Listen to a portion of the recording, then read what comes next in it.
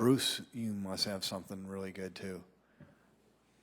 Of course I do. It's Bruce Danielson, and I guess I'm here to entertain you too. Good afternoon. This is the Sioux Falls Board of Health meeting for March 24th. It's a special Board of Health meeting, and I'm Jill Franken. I'm the Public Health Director with the City of Sioux Falls. And we have a number of folks on our board who are calling in for this meeting, and so I am going to now turn it over to our board chair, Liz Wheeler. If Liz, you want to take the board meeting from here. Absolutely. Thank you so much, Jill, for welcoming everybody who's in the room. Again, Liz Wheeler, Chair of the Board of Health for the City of Sioux Falls. I'm so sorry that I'm not able to be there in person, as I know many of the members of the Board of Health are. Our absence is certainly not an indication of our lack of engagement. We are just practicing good social distancing and taking good care of ourselves and our family. Before we get started, I know we have a number of people that are on the phone, and so I wanted to do a roll call. So I will just, for those on the line, if you could just state your name. David Meyer, board member. Teresa Miller, board member.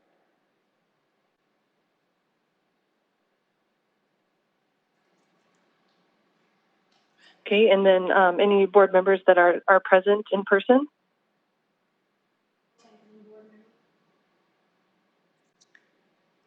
Joe indicated she's here, Liz. Great, thank you. Thank you, Joe, and thanks, David, and thanks, Teresa. So with that, we'll call the meeting to order. Today we have some new business, and I'm going to turn it over to Jill Franken for a COVID-19 situation update. And then following that update, we will move to public input. Very good. Well, thank you so much, Liz, and thanks to everyone who's here. We have a number of individuals who are going to participate in providing this update to the Board of Health. First, I would like to ask Sandy Friends, who will give a situation update, and then to follow her will be two representatives from our health system who will also be providing an update. So Sandy, you want to kick us off? Certainly. Thank you. Sandy Friends, Public Health Manager, City of Sioux Falls. So nationally, case counts of COVID-19 continue to increase. As of yesterday, so March 23rd, the Centers for Disease Control and Prevention reported 44,183 cases of COVID-19 with 544 deaths. Cases have been identified in all 50 states, as well as the District of Columbia, Puerto Rico, Guam, and the U.S. Virgin Islands. 479 of the cases have been contributed to travel. 569 cases have been transmitted through person-to-person spread, and the source of the remaining 43,135 cases is still under investigation. Looking more locally, with case counts in South Dakota, there have been 30 confirmed cases of COVID-19 in the state. 5 of those cases have been confirmed in Minnehaha County. That accounts for about 16.7% of the cases. 7 confirmed cases reside in the Sioux Falls MSA, so the 4-county region that makes up our metropolitan statistical area. That accounts for about 23.3% of the cases. Looking at age distribution, 36.7% of the confirmed cases have been identified in people that are under the age of 40. 50% of the confirmed cases have been in people under the age of 50. The breakdown by gender is 9 of the cases, or 63% of the cases. 19 of the cases, or 63%, are in males, with 11 cases, or 37%, being in females. Counties of residence with confirmed COVID cases include Beadle County, Bonhomme, Brown, Brookings, Charles Mix, Coddington, Davison, Hughes, Lyman, McCook, Minnehaha, and Pennington County. Confirmed community spread has been announced in Beadle County at a level of substantial, in Hughes County and Lyman County and McCook County at a level of minimum to moderate spread. In addition, as being reported on the South Dakota Department of Health website, which is covid.sd.gov, there has been 1 death affiliated with this outbreak in the state. 790 samples have been tested negative for the presence of the virus, and 268 results are still pending at the South Dakota State Public Health Lab. If we look at case counts in our surrounding states, Minnesota has reported 262 cases, Iowa 105, North Dakota 32 cases, Montana 37 cases, Wyoming 26 cases, and Nebraska 52 cases. With that, I would like to introduce Dr. Mike Elliott. He is the Chief Medical Officer at Avera McKinnon. Good afternoon, everyone. I'd like to start by just letting everyone know Avera is a tremendously proud partner of the community. Honored to be working with the City of Sioux Falls and our colleagues at Sanford. We are focusing our efforts to be ready. We have built up and continue to build up our surge capacity. We are practicing maximum conservation of masks, gloves, gowns, because we know they're going to be in short supply at some point in time. We've developed in-house testing, which shortens our turnaround time and allows us to rule in or rule out patients in our hospital faster than we've ever been able to do before. We are also utilizing our e-care, our virtual care options to their fullest capacity to deliver care quickly to patients with minimum exposure of our staff. Avera wants to stress the ongoing, and I would say increasing need for social distancing. Please avoid crowds, stay 6 feet away from people. If you have mild symptoms, please, please, please stay home. Do not spread this to other people. If your symptoms are more severe and you need to seek health care, please call first. Let us know that you're coming so that we can be maximally prepared to care for you without spreading the virus further. As some of you have probably heard, Avera has started or will be starting at Avera McKinnon a no visitor policy.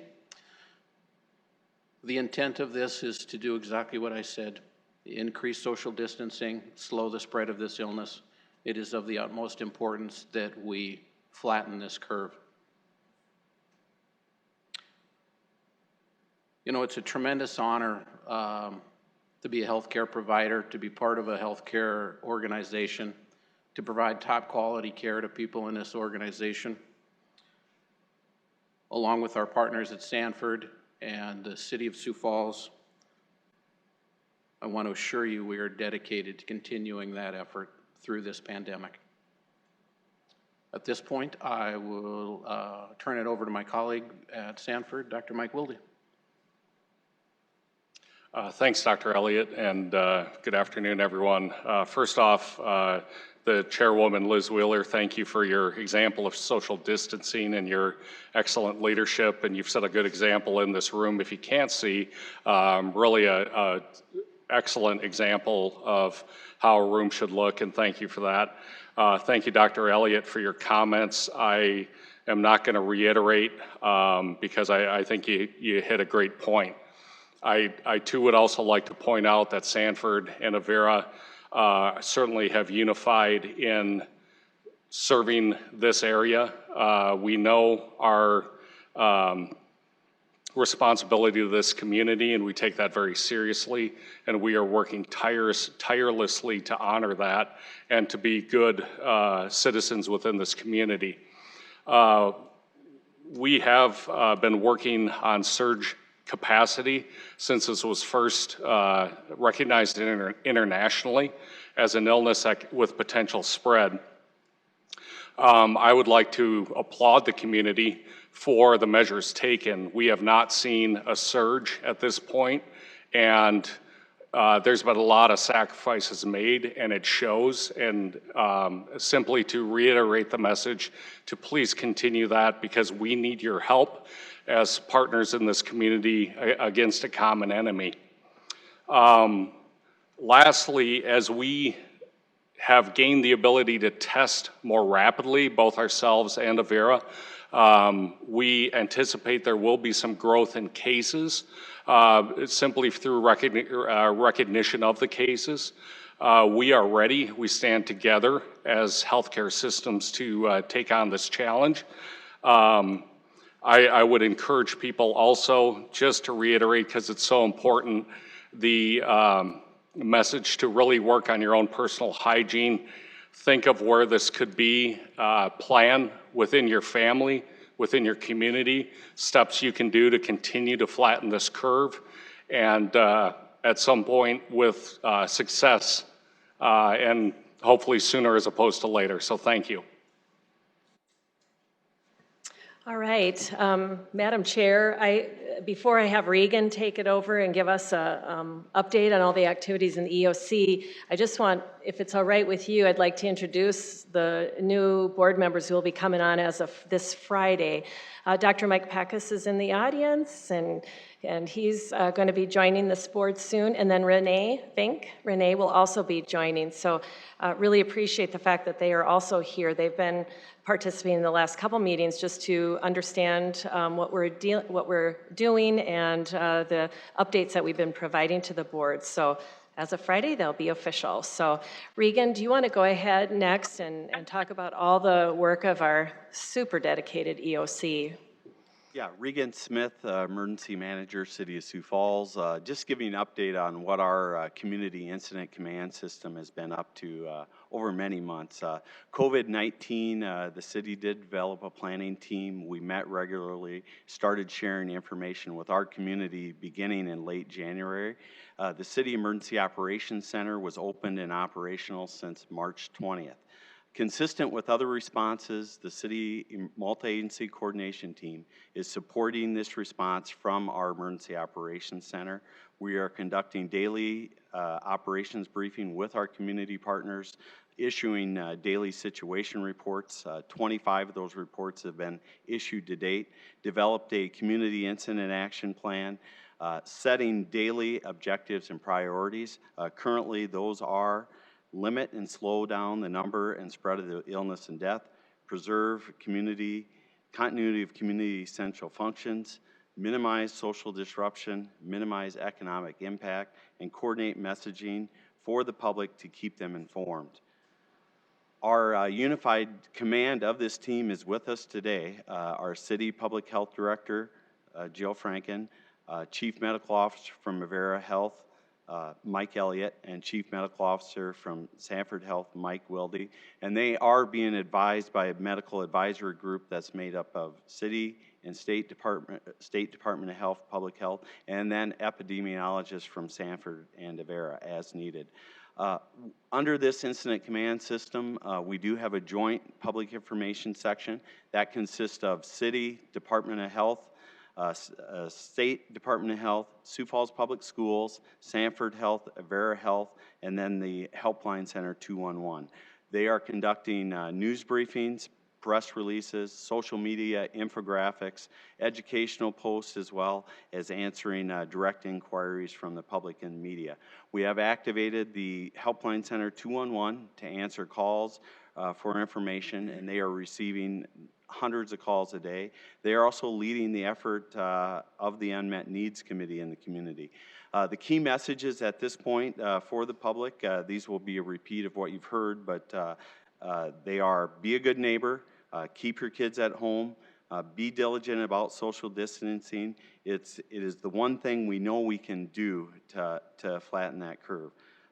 Use reliable sources for information, and finally, call your provider if you're sick. Don't just go to the clinic unless you're instructed to do so. We also have a liaison group that is working under that unified command. That consists of the City of Sioux Falls, Minnehaha and Lincoln counties, the court system, the Sioux Falls Chamber of Commerce, the South Dakota Department of Health, again, Sanford and Avera, the National Guard, Sioux Falls Public Schools, Bishop Gorman Catholic, Sioux Falls Christian, Harrisburg, and Brandon schools also. Under operations, the folks that are actually doing the work out there in the field, that is organized into branches. The first branch is the Sioux Falls Healthcare Coalition. They're working on the surge capacity issues, inventory management, and specimen collection. We have a public safety group that has been meeting that consists of fire, police, EMS, and Metro Communications 911. They've developed and implemented mitigation and response protocols and additional personal protective equipment for our EMS responders so they can protect the health and welfare of the public as well as our first responders. A third branch is the City Continuity of Operations Group, and they are working with all city departments in implementing their continuity of operations plans to continue essential government services and protect employees and the public.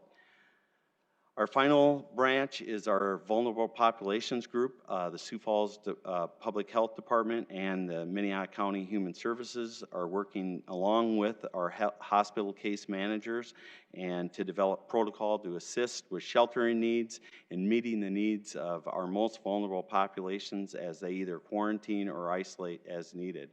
They're also coordinating the relief efforts for residents throughout the Sioux Falls and the metro, and working with the Sioux Falls community organizations active in disaster, Sioux Falls Helps, and One Sioux Falls Relief Fund. Thank you.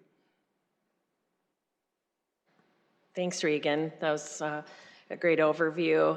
And I have to say to our Board of Health how it's pretty incredible to see all the work that's being done in this time of public health crisis that we're facing as a country and as a state and locally.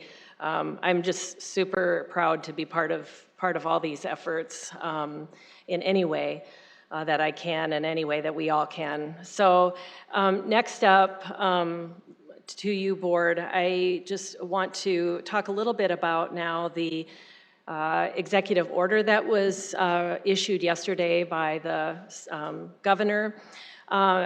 We are still, digesting that so that we can completely understand all the implications. But we, even as of this morning, we had a meeting with our folks that interface with the entities that were included. And just to give you a sense of I think this was posted to you all in advance of the meeting, or you should have a copy, or there should be copies available for folks who need them. It does say for purposes of certain sections of this guidance, an enclosed retail business that promotes gatherings means any enclosed facility operating as a bar, restaurant, brewery, cafe, casino, coffee shop, recreational or athletic facility, health club, or entertainment venue. Those were those entities that were listed in the executive order. Some of the points that are most specific for those entities include restricting public gatherings of 10 or more people unless it's necessary. And then there's an item here that calls for review of business practices of each enclosed retail business that promotes public gatherings in their community for compliance with this executive order and to protect the ability of those businesses to innovate. That was a conversation we had, or a meeting we had this morning, was to really understand those two sections for the business community that is noted in this executive order. There's still, discussions happening about what does this mean. I know that our team has been having discussions with the state folks in terms of the intent of that particular section. And more to come on that. I don't have anything definitive at this point, but we sure will be providing more information depending on where we end up going in our community at this time. That's probably the most important, but there are other sections that really talk about what every South Dakotan should do, as well as all employers that are separate and apart from the ones that I just listed. And it really, quite a bit of that really talks about how to try and be as innovative as possible. I don't mean to paraphrase for the governor's executive order, but it does really talk about a lot of the things that we've already been talking about. How can you socially distance and keep your businesses open? How can you, as a general citizen, abide by social distancing, and how that will help us as an entire state? So, we, as I mentioned, we're continuing to understand that executive order and how that impacts Sioux Falls and what that means for our community.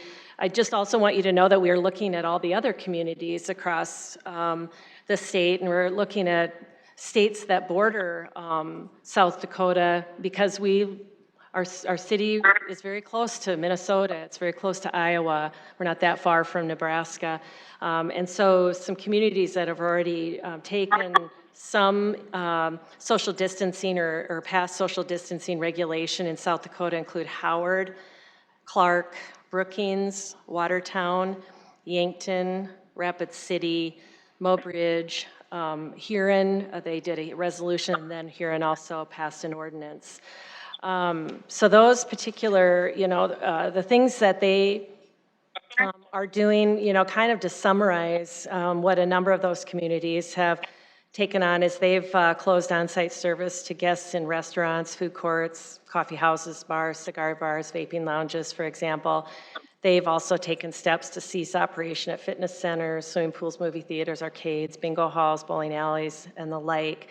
Places where people can congregate that are public facilities, also various entertainment, recreational facilities in addition to what I already named. So just to give you as a board a sense of, some of the actions that have been taken in communities around our state. And then also, we do know that Iowa has taken some action because they have defined community spread in Iowa. Minnesota has taken action. They have defined community spread. Parts of Nebraska, Douglas County and Cass County in Nebraska have taken action. North Dakota as a state has taken action as well due to community spread, as well as Wyoming has taken action due to community spread. Just to give you a sense, and I think that might have been, that was the state in Wyoming. So just to give you kind of an overview in that perspective, the next thing I'd like to do is talk to you a little bit about what we've been understanding around the authority of the Board of Health as we've been identifying what might be options that we would want to bring to you as we continue to see cases of COVID in our community. And as you know, you have twice now passed regulation that has gone on to the City Council to restrict social gatherings. You did that first where it was recommended for no more than 250 people in our city buildings, city venues, right? Our city-owned and operated venues where people gather socially. And then you also did that again for groups of 10 in our city owned and managed venues. And so, and forgive me if I'm not getting that exactly correct, but that's the intent of it. So so you took those two actions, which then went to our city council, and our city council adopted those actions. And so those were actions that were that are in effect right now. The first one, and then the second one, superseding the first one. So what we then started looking at is if more action needs to be recommended, if we need to take further action, and it was, there was a press release that we put out on Sunday that talked about the possible need to do further mitigation strategies, and that we thought there might be a need to come to you as a Board of Health in the near future to talk about those additional strategies. When we started looking at that with our really great city attorney's office, who's been doing a lot of work for us in how to stay doing this correctly, what they have found, and I'm going to give everyone a little history here, that our Board of Health, we've been fortunate as a city that we have not had to have our Board of Health take a lot of regulation action for quite some time. And so that's just been, fortunate for us. I think that's a good thing. And so they have resolved certain things, but they haven't had to take regulatory action. And so this regulatory action that they may have to consider here in the future, our city attorney was just understanding, are there any state laws that apply here? And we did identify that you are also under the direction of its South Dakota codified law, and I'm going to specifically read it. It's 9-32-2, and it says that City Board of Health powers and duties. It says each first or second class municipality may appoint a Board of Health and prescribe its powers and duties subject to the supervision of the State Department of Health. So that particular statement in the South Dakota law does require that there is supervision of the State Department of Health to you as a board. And so that's just something we have to take into consideration as we're figuring out how do we move forward with efforts in our community through you as a board. And so I would ask Stacy if there's any comments that you would want to make to sort of inform the board regarding that. No, I think you summarized that pretty well. I guess I can provide some additional detail via city ordinance as to the powers and duties of the Board of Health itself. Or did you want to cover that, or do you want me to? No, go ahead. Okay. So there's a city ordinance 92.053, and what that does is it specifies essentially, again, the powers and duties of the Board of Health. I'll just read that. It's not terribly long. It says, the Board of Health shall exercise general supervision over the health of the city with full power to take all steps and use all measures necessary to promote the general cleanliness and healthfulness of the city and the general health and well-being of the people and community served. The board shall adopt any regulations, rules, or measures deemed advisable in order to carry out these charges. So that's the scope of the Board of Health's authority, again, subject per state statute to the supervision of the Department of Health for the state. And then in practice, again, what's occurred twice thus far is that when you were impaneled and you pass those regulations, those were then transferred over to the city council for their consideration as far as that being converted into an ordinance. As we sit here today, this meeting is informational. The intent of this is to ensure that the Board of Health has as much information as it needs now and for any subsequent meetings in the event that they face those decisions, but there will not be any votes today regarding how to exercise those powers and duties. Thanks, Stacy. So very important is talking about what are our next steps, or what do we believe we need to be doing next as a community, as within the EOC, as the city. And the first and foremost is what you've been hearing from us every day, what you heard from both Dr. Wilde and Dr. Elliott, and that is slowing the spread. That is absolutely mission one that we have to accomplish in our community right now. We want to ensure that every person that needs health care in our community has access to it, and access to what we have already enjoyed by our systems, our healthcare providers in our community, and that is really high quality care. And we need to make sure that we can slow this spread and decrease this and dampen that curve, flatten that curve of demand due to this virus, and make sure that our health systems can handle all of us that may need their care in the coming days, weeks, and possibly months. And so we're working yesterday and today we were working off of really identifying that how do we maximally, manage through that executive order with the governor. However, I'm going to tell you that this is so fluid that every hour now we are getting more and more information about what's going on in our community. And so I am very confident that we will probably need this board to meet again tomorrow sometime. Because as we continue we've heard from both of the health systems that they have a lot of testing samples in the hopper that are probably actively being tested out right now. And so because of those number of tests being reported out, we know that could easily lead us to cases in Sioux Falls or in Minnehaha or Lincoln County that will confirm that we have community spread. So I would really just ask that you be at the ready to consider additional mitigation efforts that we may need to take such as possibly those that we identified that may be needed when we sent out that press release on Sunday, kind of letting the community know we need to possibly consider additional actions. So I just want you as a board to be, aware of that and ready for that, and that we will do our best to manage the time well, because you have been so great to meet so often. For the public's awareness, this is a board that typically meets quarterly.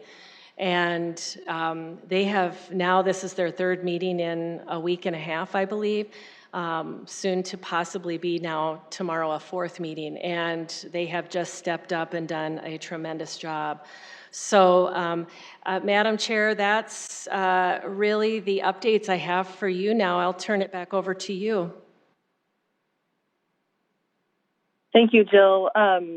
I and Stacy and all who provided updates. This is really great information to have, and I'll speak on behalf of our board members that it's really helpful to have this type of information. As you mentioned, it's changing so often, and you've done a great job of keeping us informed. So I know this is our time during the Board of Health meeting when we do take some public input, and just keeping in mind the amount of time that we have, I think we will limit 3 minutes per person. If there are individuals in the audience that would like to provide their input, I will ask that they come forward and state their name.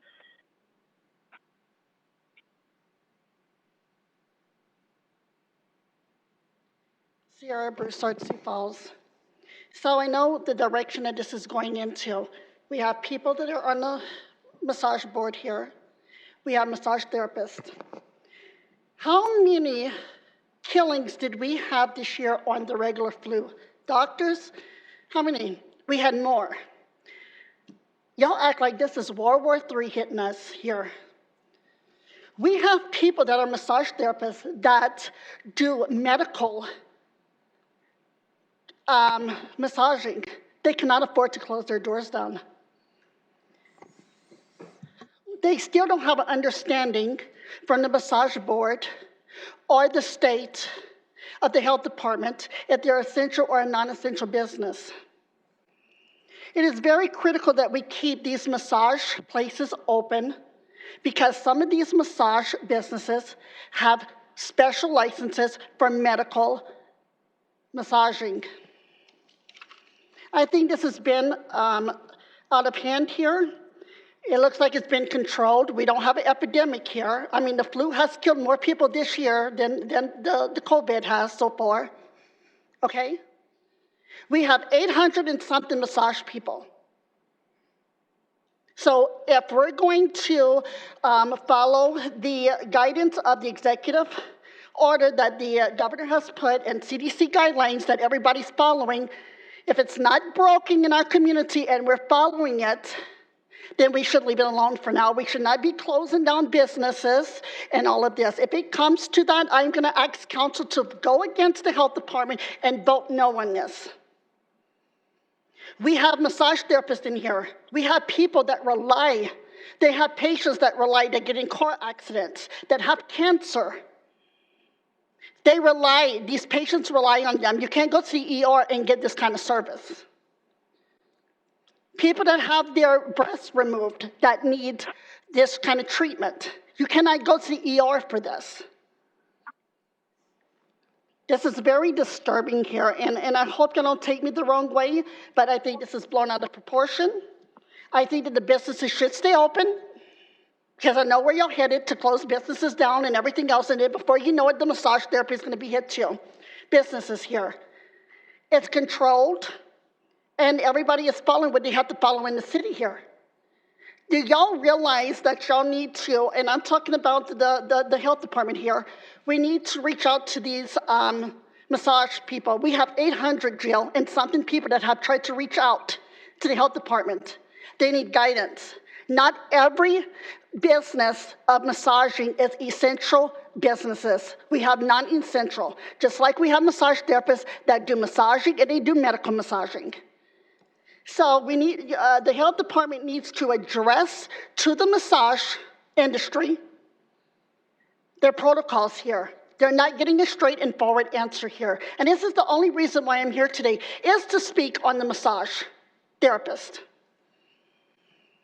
So, council is sitting in the room here. I think that's moving forward. We should leave it alone unless it's an epidemic here. But I'm telling you right now, if y'all would look at y'all's research, how many people has died of the flu this year? Thank you, Sierra. Thank you. Thank you so much for your comments. We've hit the 3-minute mark, and I want to be mindful of anyone else that's wanting to provide any input. Thank you. Good afternoon. Teresa Staley, member of the City Council. Two things that I wanted to throw out. And we are having an informational meeting at 4 o'clock today, but the first, there seems to be some confusion in our community about who makes the ultimate decision about moving forward with more mandates on closures. And so some people think that the ultimate decision is lying with this board. Other people think that everything you decide will come to the council to decide. And then there's the discussion as to where the mayor intervenes on this as well. So at some point, and maybe this is just for our city attorney to be thinking about clarifying that. So as a city council member, I can be thinking, and all of us can be thinking about, how we're going to take any recommendations that you make as we're listening to the community. And then the second thing I want you to consider, and I've been vocal about this and my colleagues have as well, is that in 6 days, on Monday the 30th, we are slated to start absentee voting.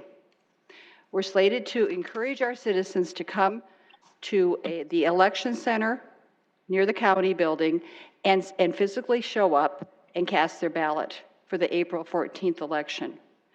I would like this body to make a statement about that. And if we do move forward, I know our city clerk is doing everything he can. I mean, he's being forced to move forward, and he's trying to make it as safe as possible. So what I would like you to do is make a statement as to what you think should happen. Some of us have suggested moving this whole thing to the June 2nd primary, but I'm hearing that legislators are now saying it's in the hands of the Secretary of State. Secretary of State and the governor are saying it's the legislators' responsibility, and it's all coming down to the veto day next Monday, which may or may not happen because they're not going to be able to show up and appear. So two things, if you could make a statement as to what you think should happen with this election, and then another statement that is going to give direction to our citizens that we can ensure them that they can show up to these voting places and feel safe, because that's their right to vote, and we don't want to put anyone in danger. So those are my two requests. Thank you. Madam Chair. Thank you, Councilor Staley. Madam Chair, this is Stacy Koistra, City Attorney, and I don't intend to respond to all the public input, but I do want to provide some clarity regarding Councilor Staley's statement regarding how this process works, because that information has been provided, but as a City Attorney, I take seriously the clarity that our residents should have regarding how this will work. All of that's been put out, but put out in different locations. The mayor's been consistent in his messaging regarding his limitations on power when it comes to the emergency declaration. And he can make recommendations to this board, but beyond that, his emergency powers have been limited to convening the emergency sessions of the City Council, as well as the immediate efficacy of any ordinances that are passed, as well as suspending notice requirements on contracts, which has not been really a part of this current issue.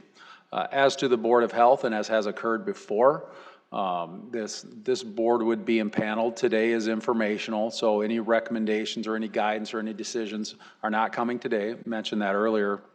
But in the event that they would consider here soon regulations that they would pass, and those would be presented to the council for consideration.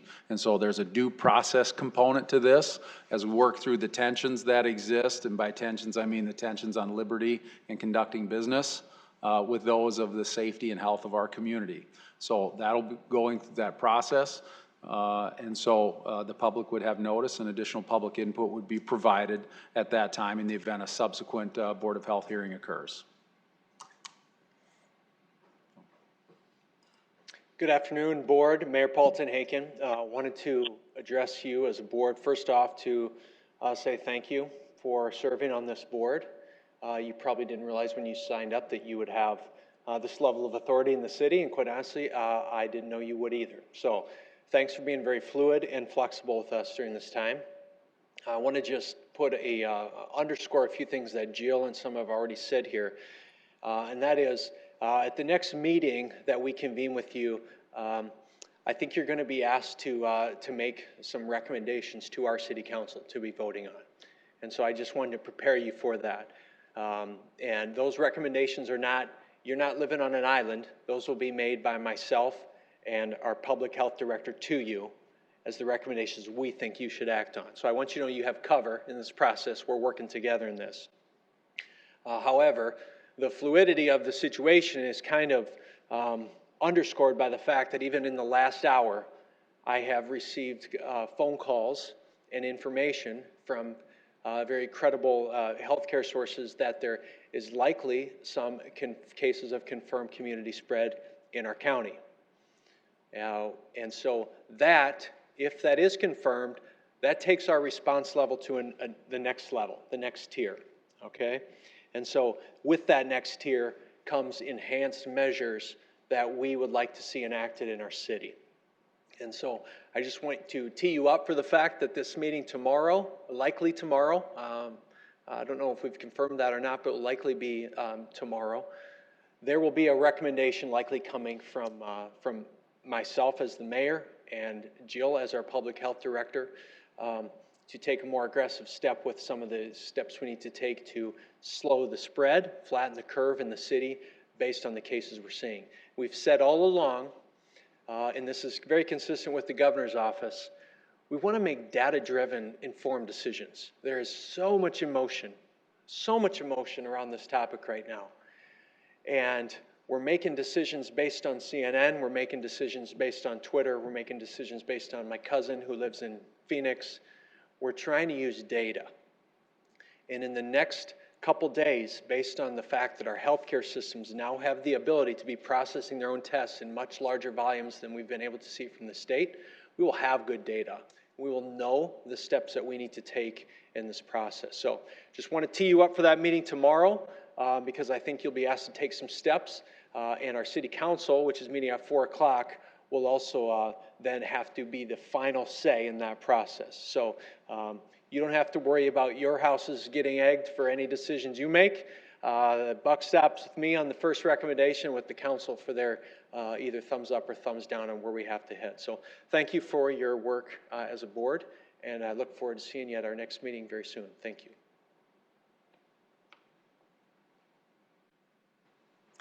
Madam Thank you, Mayor Aiken.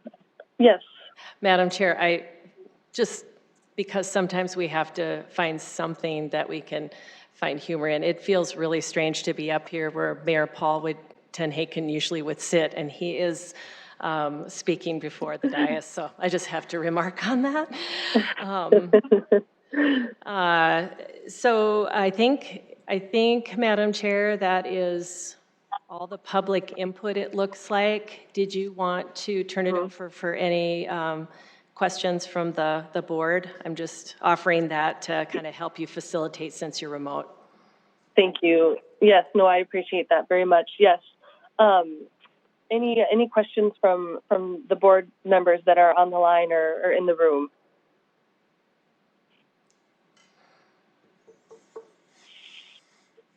None for me. No, great information today from all of you. Joe, anything from you? Nothing from Joe, Liz. Okay, hearing none. I know that we're nearing the end of our meeting here. It's scheduled to finish at 3 p.m., but I'm not sure if we needed to do an executive session. I may have to defer to you, Jill, if that is something we need to do now. I know it was listed under new business.